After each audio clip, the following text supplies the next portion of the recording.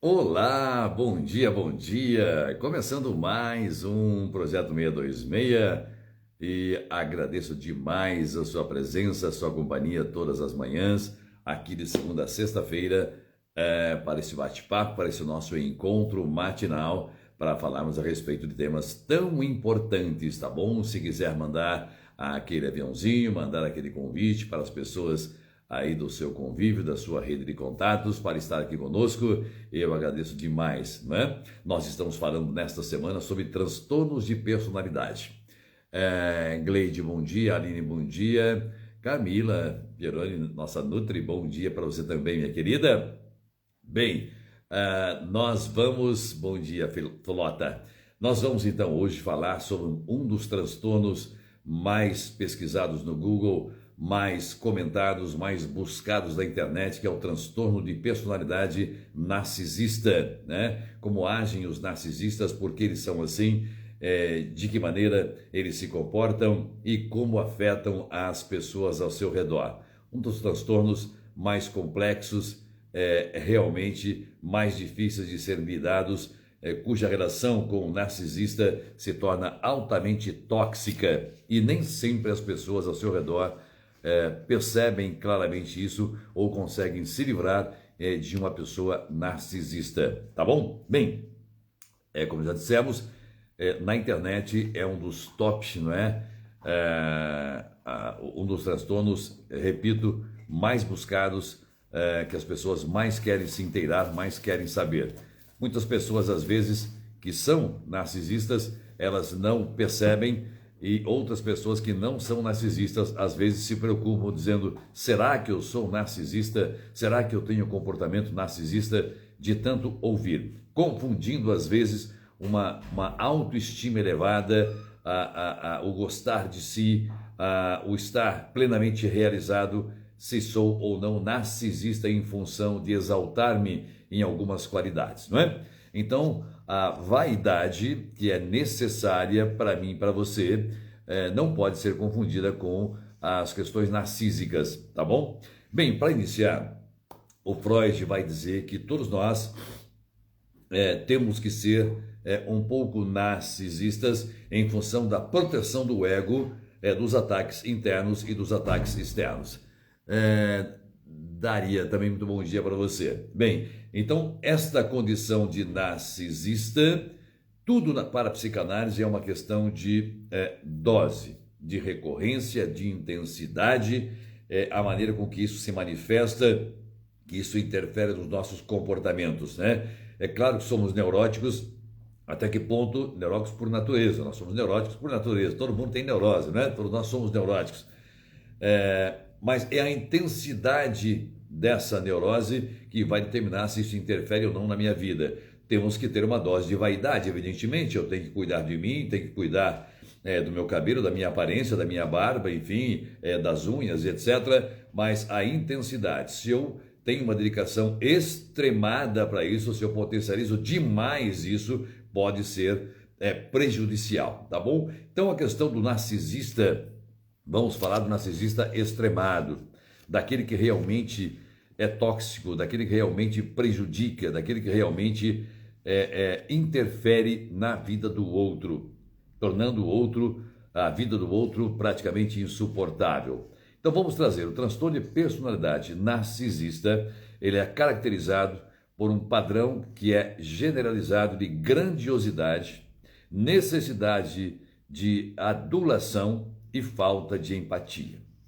Ele se acha grandioso demais, não tem muita empatia com o outro e precisa sempre de adulação, de ser bajulado, de ser aplaudido, de ser o centro das atenções, de ser reconhecido, que todos se curvem diante dele, achando que ele realmente é o maioral. É uma característica para abrirmos, então, esse nosso bate-papo de hoje do transtorno de personalidade narcisista, ok? Bem, vamos conferir, então, algumas características para que você consiga identificar se você talvez seja narcisista, se, embora o narcisista tenha uma dificuldade tremenda para reconhecer-se narcisista.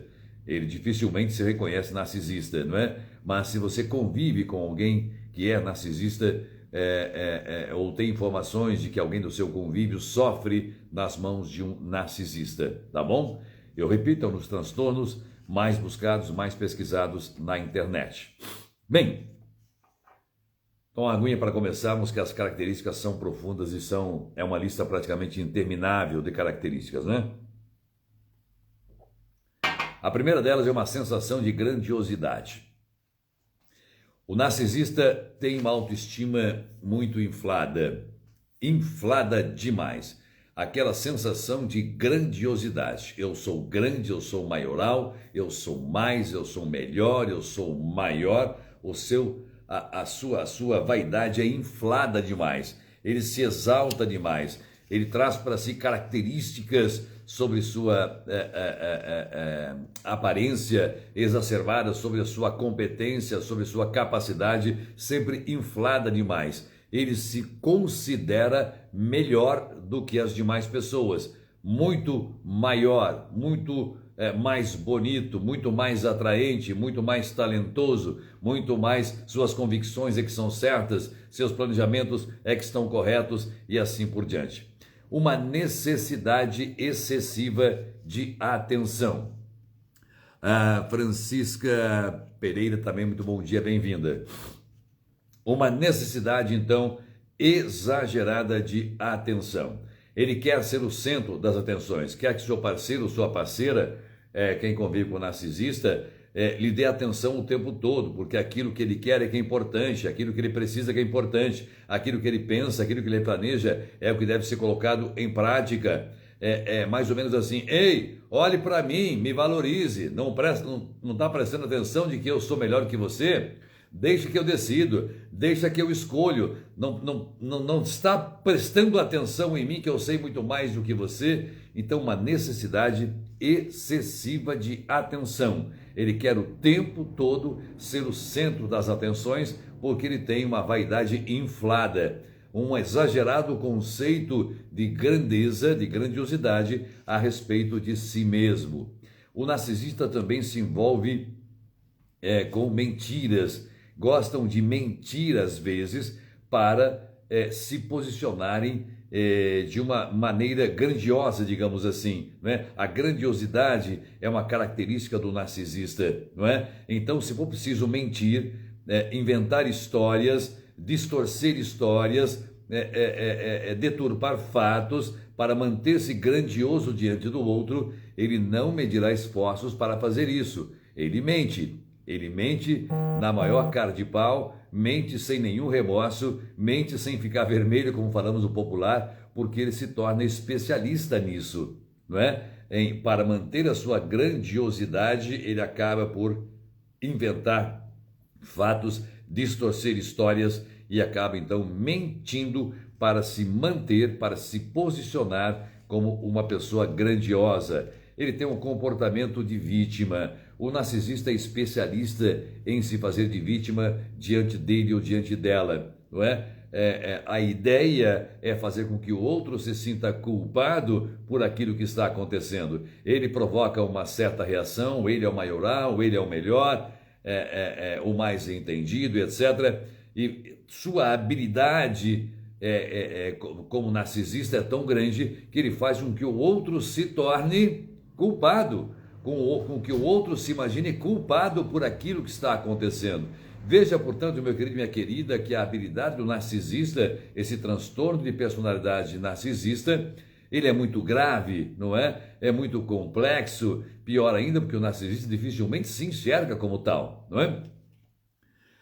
Pedro Marques, bom dia. Sarmento, também muito bom dia. Bom, então, este posicionamento como vítima de uma relação é muito grave, porque se eu sou a vítima, provavelmente então, ou certamente o outro será o culpado. E esta habilidade do narcisista em fazer isso é impressionantemente grande, não é?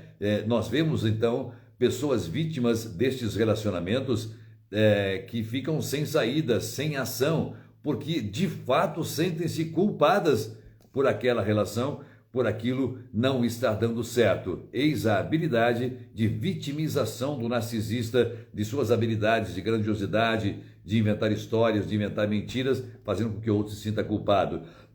Percebe então que estamos aprofundando na gravidade do transtorno de personalidade narcisista. Outra coisa é a preocupação excessiva com coisas pequenas, não é? Busca um detalhe para incriminar o outro. Ele planeja questões grandiosas, não é? Mas fica, quando ele quer ser o centro das atenções, que sua ideia prevaleça, que seu plano prevaleça, que o outro se torne, digamos, um escravo subserviente a você, ele começa então a encontrar ou a vasculhar ou a preocupar-se com coisas pequenas na tentativa de incriminar o outro. Eu acabei de falar que ele tem uma habilidade muito grande para fazer com que o outro se sinta culpado. Então ele quer sempre incriminar o outro através de pequenos detalhes de uma história, coisas muito pequenas, não é? Para incriminar este outro. Este outro vai sentindo-se culpado, ou seja, esta outra é vítima da relação, é vítima de um narcisista e ainda por cima vai se sentindo culpado, vai se sentindo culpada, responsável por aquilo não dar certo. Você está preocupado com o transtorno de personalidade narcisista? Pois não para por aí. Nós podemos aprofundar muito mais ainda. É inveja, não é? O narcisista, ele é narcisista porque grande parte do tempo ele sente inveja de pessoas bem-sucedidas. Isso ele não admitirá jamais, que ele tem inveja de um colega, que ele tem inveja do próprio parceiro, da própria parceira, mas ele não vai admitir e isso o corrói por dentro, o destrói por dentro, o consome por dentro. Então, esta necessidade de manter-se neste patamar, neste lugar de grandiosidade, faz com que ele sinta inveja de pessoas que ele admira e tal, embora não admita isso, ele jamais admitirá isso, porque ele é o maior, ele é o grandioso, ele ou ela, evidentemente, né? Tem essa autoestima super inflada, não vai admitir, mas isso o corrói por dentro, acaba sofrendo sozinho por esta inveja, esta incapacidade de igualar-se no talento, na capacidade, na inteligência deste outro. E por isso esta inveja o corrói por dentro. É claro que ele vai descontar isso nas pessoas mais próximas, evidentemente. Falta de empatia ou empatia reduzida. O transtorno de personalidade narcisista faz com que a pessoa tenha baixíssima empatia ou quase zero de empatia com o outro, tanto que ele submete este outro ao sofrimento, a esta relação tóxica, porque a dor do outro pouco ou nada importa para ele. Geralmente nada importa para ele. Exercendo essa sua grandiosidade, este seu super talento, este seu super ego inflado, essa sua vaidade inflada demais, ele não vai se preocupar se o outro está sendo anulado na relação, se o outro está sendo isolado na relação, se o outro está sofrendo nesta relação. Ele não vai se importar com isso, por isso a empatia é praticamente inexistente na personalidade narcísica ou narcisista, tá bom? Outra coisa é dificuldade de aceitar críticas. Quando você se depara com uma pessoa narcisista e ela está tendo um comportamento inadequado, alguma coisa assim, e alguém o critica, alguém tenta chamar a atenção, ele tem uma dificuldade tremenda, ele sempre vai ter um contra-argumento, uma resposta na ponta da língua, às vezes elevando o tom da voz, às vezes se posicionando de maneira tão firme que aquele que o critica retrai, dá um passo atrás, com medo, até mesmo repensando, será que eu estou sendo correto em criticá-lo? Minutos antes, ele tinha certeza absoluta de que esta pessoa merece uma crítica em virtude de algum comportamento seu, mas ele se posiciona de uma maneira tão convincente, digamos assim, que a pessoa acaba se afastando, acaba desistindo. Portanto, uma dificuldade tremenda para aceitar críticas. Bispo Aurélio Freitas, oficial. Bom dia, bispo, tudo bem? Bem-vindo também. Bom, uma sensação também exagerada e infundada da sua própria importância e talentos. Aqui estamos falando de novo da grandiosidade. Ele tem esta sensação de que ele é muito importante. Ele acredita nisso, nutre isso, fala sobre isso, de uma importância que ele não tem, de um lugar que ele não está, de uma posição que ele não ocupa. Então, o transtorno de personalidade narcisista faz com que a pessoa se imagine nesses lugares, num trono, sem ser rei, percebe? Num lugar que ele não está e que talvez nunca estará. Então, ele dá essa importância para si mesmo, de ocupar espaço, de ocupar lugar na vida da pessoa com quem ele convive, ou no trabalho, ou na sociedade, na relação de amigos, na instituição que ele trabalha e assim por diante, com as pessoas com as quais ele se relaciona. Então, uma sensação infundada da própria importância e do seu talento. As pessoas ao seu redor nem percebem isso, nem de longe o olham com tal importância, com tal admiração, mas ele se considera, ele acha que realmente merece esses holofotes, porque ele é realmente uma importância. Então ele se dá uma importância infundada. Edinardo, bom dia também. Outra característica é uma convicção de que ele é muito especial e único e deve associar-se apenas com pessoas do mais alto calibre. E aqui uma das características mais terríveis do narcisista, que ele despreza certos tipos de pessoas, acha que eu mereço estar no hall de pessoas mais talentosas, ali convivendo com pessoas melhores, tão capacitadas quanto eu, mesmo que eu não seja capacitado, que eu devo me relacionar amorosamente, tanto na relação amorosa, laboral, de amizade, com pessoas do mais alto nível, do mais alto calibre, não é? Se pensa assim, ele acaba por desdenhar pessoas com posições menores, com capacidades inferiores, com importância menor na sociedade ou naquele organograma do qual ele faz parte. Você percebe, meu querido e minha querida, que o transtorno de personalidade narcisista, ele é muito grave. E o porquê que estas pessoas com estes transtornos dificilmente se reconhecem narcisistas. Eles não se reconhecem porque a própria condição de narcisista o impede de enxergar estas deficiências de personalidade, não é? A situação que ele submete o outro. Necessidade, por exemplo, de ser incondicionalmente admirado. O narcisista tem uma necessidade incondicional, inegociável, de ser admirado o tempo todo. Quer holofotes, quer aplausos, quer reconhecimento, quer que todo mundo o tempo todo fique bajulando, parabéns, você é o maior, você é o maioral, isso o retroalimenta a tal ponto de que ele vai precisando cada vez mais de doses maiores desta admiração, deste aplauso do outro.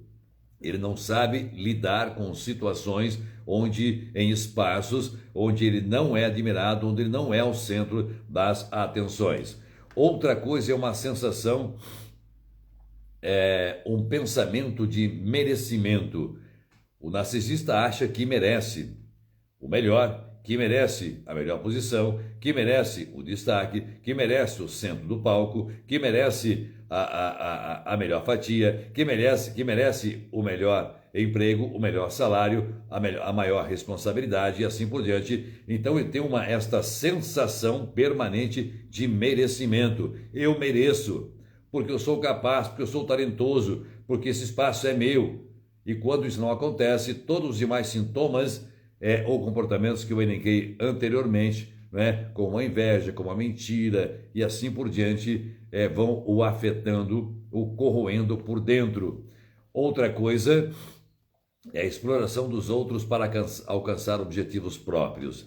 Não chega a ser um psicopata, não é? O narcisista precisa deste outro, porque ele quer a atenção, ele quer ser aplaudido, ele quer o centro do palco, ele vai precisando deste outro, não é? O psicopata é diferente, ele não tem sentimentos, não tem arrependimentos, então ele vale-se do outro de uma maneira até irresponsável para conseguir o que deseja. O narcisista precisa deste outro, não é?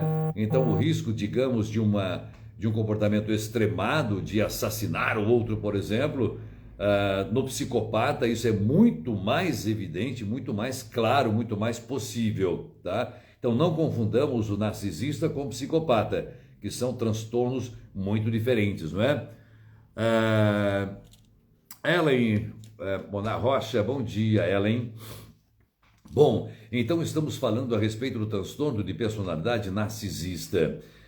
Como eu disse, um dos mais complexos, um dos mais buscados, um dos mais procurados na internet. Talvez um dos transtornos mais comuns que possamos conhecer aqui no mundo da psicanálise, tá bom? Outra coisa inveja dos outros e convicção de que os outros o invejam. Olha que interessante. Já falei que o narcisista, ele tem uma inveja do outro, embora jamais vá admitir esta inveja. Isto corrói por dentro. Um mecanismo de defesa é achar que o outro tem inveja de si. É que o outro que me inveja, é o outro que deseja estar no meu lugar. Este jogo mental, este jogo psíquico entre o id, o ego e o superego do narcisista faz com que ele desloque o próprio sentimento para o outro, dizendo uma espécie de formação reativa, não é? Digo que eu odeio, mas eu amo, finjo que não quero, mas eu quero. Quer dizer, é o outro que tem inveja de mim. Ele consegue transmutar, inverter esta ordem para fazer com que o outro realmente, como eu já disse, se sinta culpado. Ele tem esse poder incrível, esta capacidade extraordinária de fazer com que o outro se sinta culpado por atos que ele comete. Portanto, o narcisista é dotado de uma inteligência extrema, ele é inteligente, ele é sábio, ele sabe planejar, ele sabe os passos que devem dar para controlar este outro, submetendo esse outro a uma condição de subserviência numa relação altamente tóxica. E depois, a pessoa que está neste convívio tem muita dificuldade de sair, muita dificuldade de falar sobre isso, muita dificuldade de esquivar-se disso, porque, como eu já disse, ao longo do tempo o narcisista vai envolvendo de tal maneira que este outro, a sua vítima, vamos chamar assim, acaba se sentindo culpada por aquilo estar acontecendo. Portanto, conseguimos entender até aqui esta capacidade extraordinária do narcisista de submeter ao outro às suas vontades, né? A este distúrbio, digamos assim, esse transtorno de manipulação. Arrogância e altivez, então, é outra capacidade, é outro comportamento, outra característica do narcisista. Geralmente são arrogantes, eles são prepotentes, né? Impõem a sua vontade, impõem a sua maneira de agir, tornando o outro mais distante, mais com medo. O outro vive numa sensação, a vítima do narcisista, de que será atacado, de que será agredido, de que será ofendido, de que aquilo que eu fizer não estará à altura, não estará contento e assim por diante. O outro fica numa situação de pequenez diante de um narcisista. Outros conceitos, não é? Esses pacientes com transtorno de personalidade narcisista, eles superestimam suas habilidades e exageram nas suas realizações. Sempre contam grandes histórias, sempre vão falar de grandes feitos. Eles superestimam isso, não é? Dão uma importância exagerada a isso. Coisas que eu e você, eventualmente, fazemos no dia a dia, coisas pequenas, como, por exemplo, comprar um bolo numa padaria e visitar um asilo, por exemplo, lá uns velhinhos. Fazemos isso com uma certa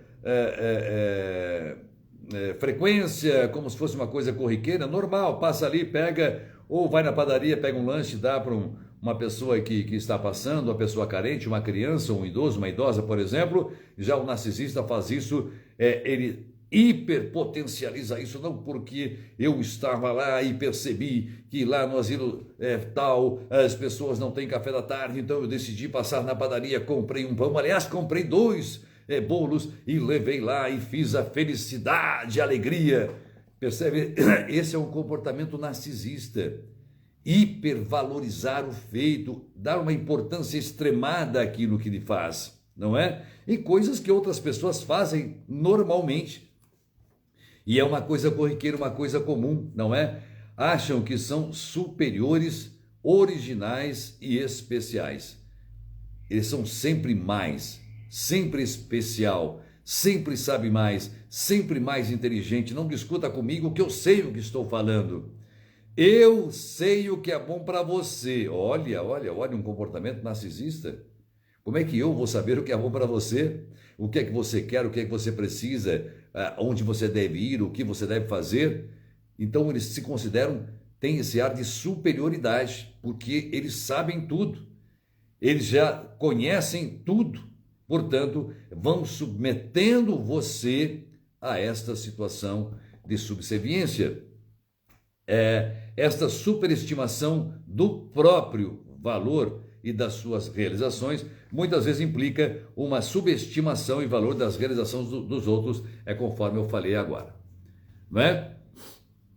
Jussara, muitos políticos, Jussara, não vou nem entrar nesse campo, Jussara, não vou nem entrar nesse campo da política, porque já recebemos aqui uma censurazinha de falar sobre verdade. Hoje não pode mais falar sobre verdade, não é, Jussara? Não pode mais falar sobre verdade, infelizmente. A não ser que seja a verdade que eles querem que seja verdade, entendeu? É exatamente isso que nós estamos falando. Sem considerar psicopatia, não é? Bem, então esses pacientes narcisistas, eles estão preocupados com fantasias de grandes realizações, não é? E de serem admirados por sua inteligência, beleza avassaladora, de ter um prestígio e influência ou de experimentar um grande amor. Eles sentem que devem se relacionar apenas com outros tão especiais e talentosos quanto eles mesmos, só que nunca vão encontrar, porque eles estarão sempre, eles são os melhores, mais bonitos, não é? Não com pessoas comuns. Não com pessoas comuns. Só isso mostra claramente o lugar que eles se colocam, porque então nós não somos pessoas comuns. Nós temos que estar num patamar mais elevado, num lugar mais elevado. Então, pessoas comuns não fazem parte daqueles que eu devo amar, que eu devo respeitar. Você percebe onde está a gravidade disso? Esse relacionamento com pessoas extraordinárias é usado para suportar e melhorar a sua autoestima. Eles precisam ser admirados, sua autoestima depende da consideração positiva do outro, portanto, ele é geralmente muito frágil. Entramos então agora numa questão muito importante. O narcisista tem pontos fracos. Eles têm pontos muito frágeis e são facilmente, claro que não é qualquer leigo que vai entender isso, mas são facilmente percebidos. Não suportam críticas. Quando você vai criticá-lo, ele imediatamente tem um contra-argumento, uma contra-reação, um ataque, para tentar colocá-lo no seu devido lugar e que ele se mantenha lá. Porque ele precisa desta louvação, desta admiração. Eles são muito frágeis, na verdade.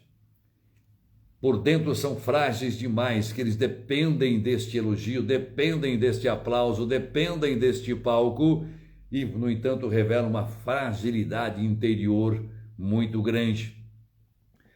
Quem me Amanda, bom dia para você também, minha querida. As pessoas com transtorno narcisista frequentemente observam para ver o que os outros pensam a respeito deles e avaliar o quão bem eles estão fazendo. Ele tem essa habilidade de ficar observando, ele lança o seu, eu vou colocar aqui entre aspas, tá? O seu veneno de grandiosidade, de capacidade, de superioridade e tal, retira-se estrategicamente, observa o efeito da sua reação, para depois continuar agindo e ocupar cada vez mais com grandeza aquele espaço. Nossa, professor, tudo isso? O narcisista tem essa habilidade? Sim, tem.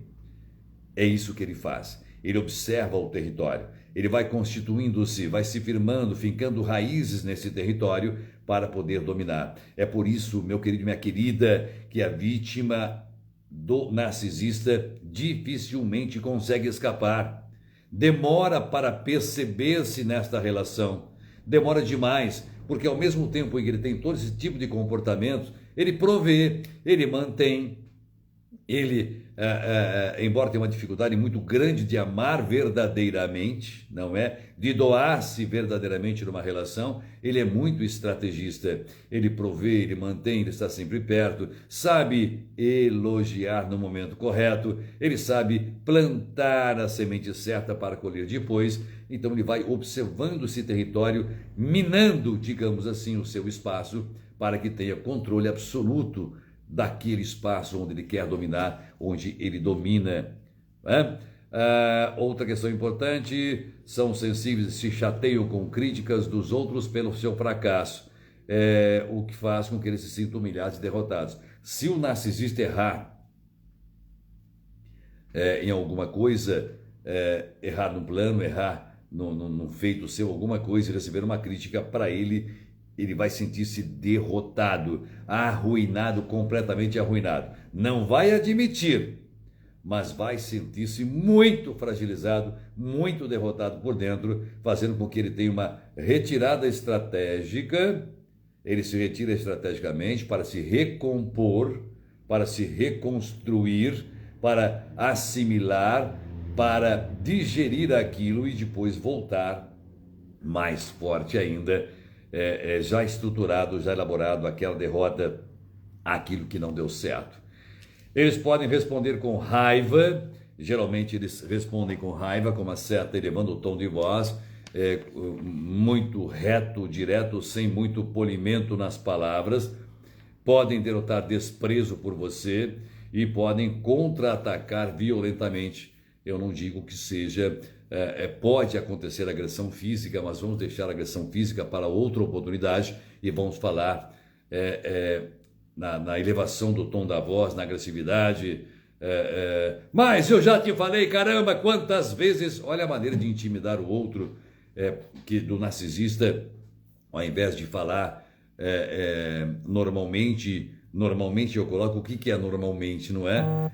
Isso é muito discutível, é muito subjetivo, mas ao invés de dizer assim, olha, talvez se você tivesse feito assim, olha, você fez assim, é melhor nós conversarmos, melhor aprendemos, melhor fazemos de outro jeito. Uma conversa saudável entre um casal. O narcisista não. Mas eu já te falei que não é assim que faz. Caramba, quantas vezes vou ter que repetir? Você percebe que isso intimida o outro.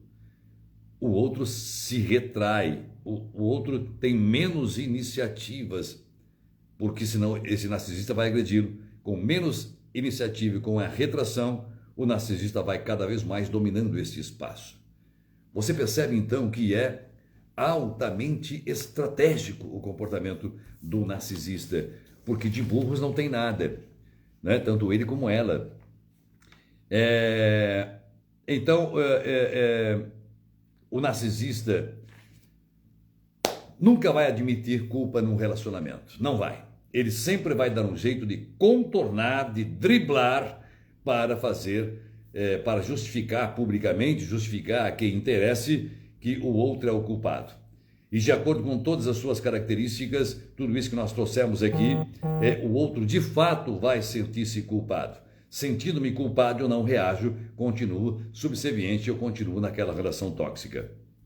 Meu querido, minha querida, eu trouxe aqui apenas algumas características do transtorno de personalidade narcisista. Poderíamos ficar aqui até às 6 da tarde, fazendo aqui 12 horas de live para falar para você do comportamento narcisista, da sua relação com o outro, com o amor, com os filhos, da mãe narcísica, da sua relação no trabalho, da sua relação com o dinheiro, da sua relação com o poder e assim por diante. São muitas e muitas e muitas outras características do narcisista.